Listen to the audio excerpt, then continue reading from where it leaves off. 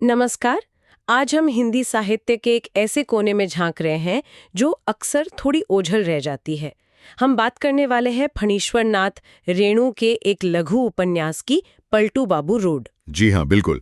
मैला आंचल और परती परिकथा जैसे जो बड़े नाम हैं, उनके बीच ये उपन्यास शायद थोड़ा कम चर्चित है, पर मेरा मानना है कि अपनी धार और संदेश में ये किसी से कम नहीं है। हमारे पास इस उपन्यास पर कुछ विश्लेषण है, कुछ जानकारियां हैं जो इसकी कहानी, इसके किरदारों और इसके जो गहरे अर्थ हैं उनको समझने में मदद करेंगी। और आज हमारी कोशिश यही रहेगी कि इस उपन्यास के आईने में हम स्वतंत्रता के ठीक बाद की भारत को देखें, खासतौर पर एक छोटे बदलते हुए कस्बे के समाज को। वहाँ जो पनप रहा था भ्रष्टाचार, गिरते नैतिक मूल्य और सामाजिक ताने बानों में जो बदलाव आ रहे थे, उनको समझें। ये देखना काफी दिलचस्प होगा कि कैसे रेणु जी ने महज एक सड़क के नाम के जरिए एक पूरे युग की, एक पूरे समाज की नब्ज पकड़ ली। बिल्कुल, ये उपन्यास जो है वो एक तरह से उस मोहभंग का दस्तावेज है जो आज़ादी के कुछ ही सालों बाद दिखने लगा था। तो चलिए इस उपन्यास की दुनिया में उतरते हैं जरा और देखते हैं कि ये हमें क्या दिखाता है। हाँ, तो सबसे पहले उपन्यास और लेखक के बारे में थोड़ी बुनियादी बात हो जाए। फणीश्वर नाथ रेणु हिंदी साहित्य में एक बहुत बड़ा नाम। हाँ, बहुत बड़ा नाम।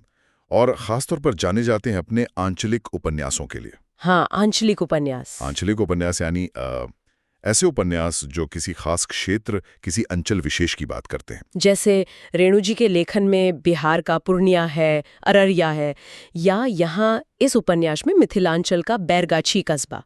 वहाँ की मिट्टी, वहाँ के लोग, उनकी बोली बानी, रीति रिवाज, उनके जीवन के संघर्ष, इन सबको कहानी का केंद्रीय तत्व बना देते हैं। हाँ, पढ़ने वाले को लगता है मानो वो खुद उस जगह पहुंच गया हो। बिल्कुल, बिल्कुल। मैला आंचल तो खैर इसका शिखर उदाहरण माना जाता है, लेकिन पलटू बाबू रोड ये कब सामने आया और क्या ये भी उसी शैली में है? देखिए, ये उपन्यास लिखा तो गया 1971 के आसपास, लेकिन प्रकाशित हुआ 1979 में, उनके निधन के बाद। अच्छा। पृष्ठभूमि बिहार का वही जाना पहचाना बैरगाछी कस्बा है, लेकिन शैली की बात करें तो यहाँ एक फर्क जरूर है। जो उपलब्ध विश्लेषण हैं वो बताते हैं कि मैला आंचल में जो एक करुणा और सहानुभूति वाली दृष्टि थी ना, हाँ, उसकी जगह यहाँ एक तीखापन है, एक कठोर व्यंग्य है। व्यंग्य यानी आप सटायर की बात कर रहे हैं। हाँ, सटायर।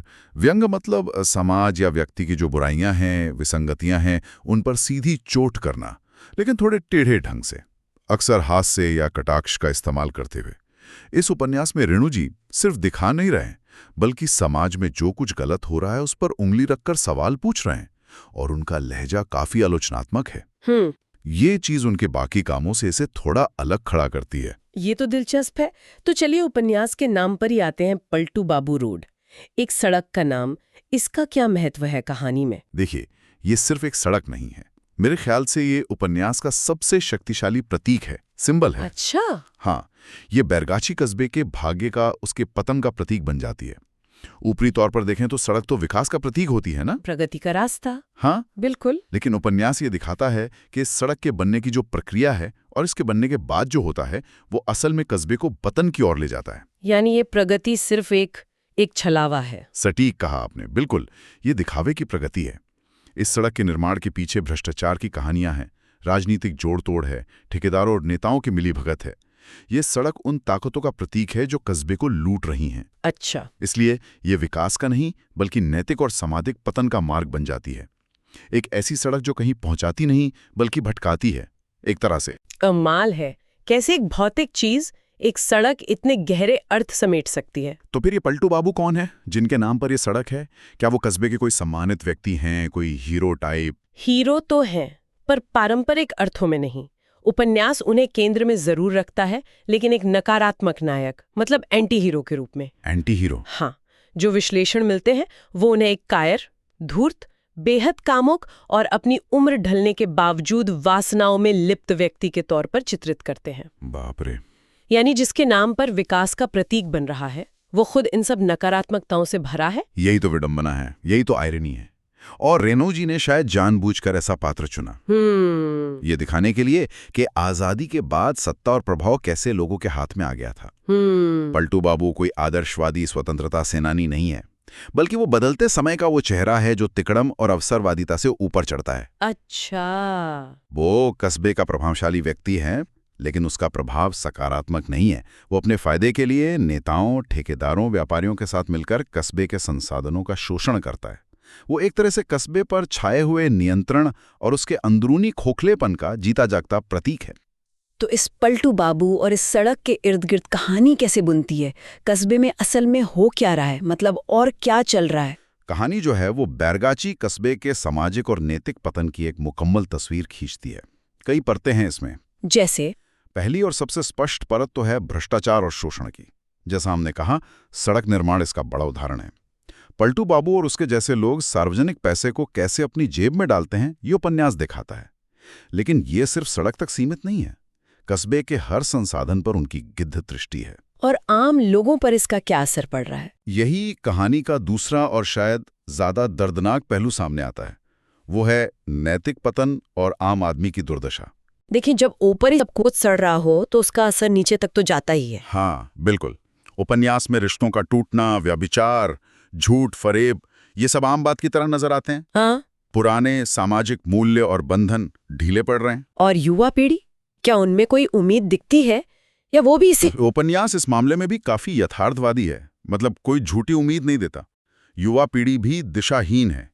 वे परंपराओं से कट रहे हैं, लेकिन आधुनिकता के नाम पर जो अपना रहे हैं वो भी अक्सर सतही और खोखला है। हाँ। उनमें कोई स्पष्ट दिशा या विद्रोह का भाव नहीं दिखता, बल्कि वो भी उसी पतनशील व्यवस्था का हिस्सा बनते जा रहे हैं। किसान हैं, छोटे व्यापारी हैं, महिलाएं हैं, ये सब पलटू बाबू जैसे ताकतवर लोगों के मकड़ जाल में फंसे हुए हैं। उनकी आवाज दब गई है, वे शोषण के शिकार हैं। ये तो बहुत ही निराशाजनक तस्वीर लग रही है। क्या कस्बे की राजनीति में भी यही सब चल रहा है? बिल्कुल। राजनीतिक साजिशें और सत्ता का खेल कहानी का एक अहम हिस्सा है। कैसे छोटे कस्बे की राजनीति भी जोड़ तोड़, गुटबाजी और व्यक्तिगत लाभ का अखाड़ा बन जाती है, ये उपन्यास दिखाता है। पलटू बाबू इसी राजनीतिक खेल का माहिर खिलाड़ी है, जो इसे अपने आर्थिक हितों के लिए इस्तेमाल करता है।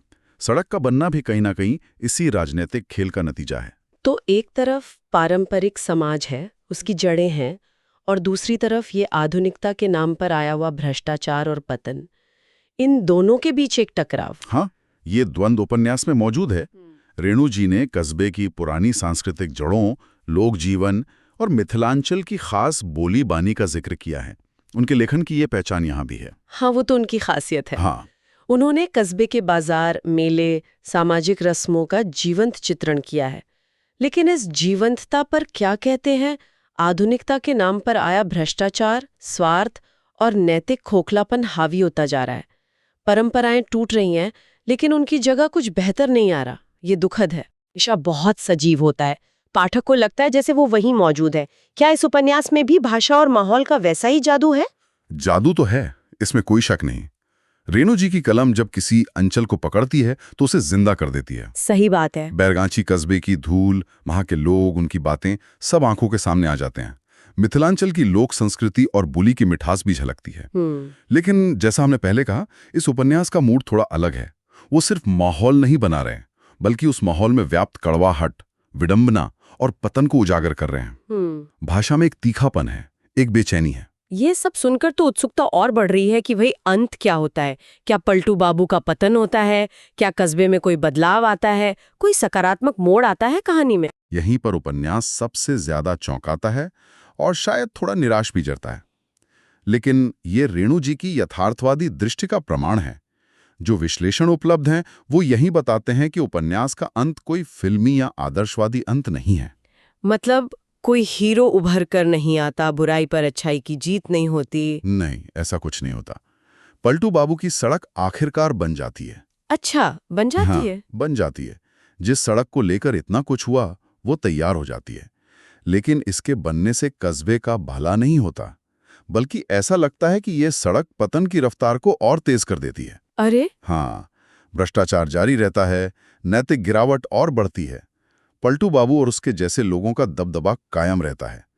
कोई क्रांति नहीं होती, कोई बड़ा सुधार नहीं आता। तो फिर संदेश क्या है? क्या कोई उम्मीद ही नहीं है, ऐसा? उपन्यास शायद झूठी उम्मीदें नहीं देना चाहता। ये दिखाता है कि समस्या कितनी गहरी है, व्यवस्था में सड़न कितनी अंदर तक पहुंच चुकी है। ये महज कुछ बुरे लोगों की कहानी नहीं है, बल्कि एक पूरे सिस्टम के फेल होने की कहानी है। संदेश शायद ये है कि सतही विकास, यानी सिर्फ सड़क या इमारतें बना देना, असली तरक्की नहीं है। अगर समाज अंदर से खोखला हो रहा है, अगर नैतिक मूल्य गिर रहे हैं, तो ये बाहरी ढांचा भी बेमानी है और शायद ज्यादा खतरनाक भी। सही कहा। सड़क तो बन गई, प्रगति का ढिंडोरा पिट गया, लेकिन कस्बा अंदर ही अंदर मरता गया। तो ये उपन्यास एक तरह की चेतावनी है, सिर्फ उस दौर के लिए नहीं बल्कि हमेशा के लिए। बिल्कुल, मेरे विचार में ये एक शक्तिशाली चेतावनी है। ये सवाल उठाती है कि हम विकास किसे मानते हैं। हाँ, क्या सिर्फ बाहरी चमक-दमक ही विकास है? अगर विकास की नींव में ईमानदारी, नैतिकता और आम आदमी का हित नहीं है, तो ऐसा विकास समाज को कहां ले जाएगा? पलटू बाबू रोड इसी सवाल का एक कड़वा जवाब देने की कोशिश है। तो संक्षेप में कहें तो पलटू बाबू रोड महज एक कस्बे या एक सड़क की कहानी भर नहीं है।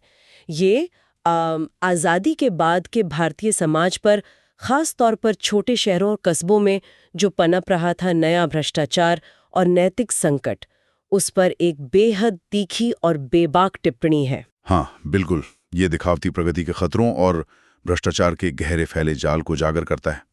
और ये रेणु जी की उस अद्भुत क्षमता को भी दिखाता है कि कैसे वे एक छोटे से कैनवस पर इतने बड़े और जरूरी मुद्दे उठा सकते थे, भले ही उनका स्वर इस बार ज्यादा कठोर और व्यंग्यात्मक क्यों ना हो। और ये बातें मुझे लगता है आज भी उतनी ही प्रासंगिक लगती हैं जब हम अपने आसपास विकास और प्रगति की बड़ी बड़ी बातें सुनते हैं। बिल्कुल। चलिए इसी सोच के साथ अपने श्रोताओं के लिए एक सवाल छोड़ते हैं। जरूर। ये उपन्यास लगभग आधी सदी पहले लिखा गया था।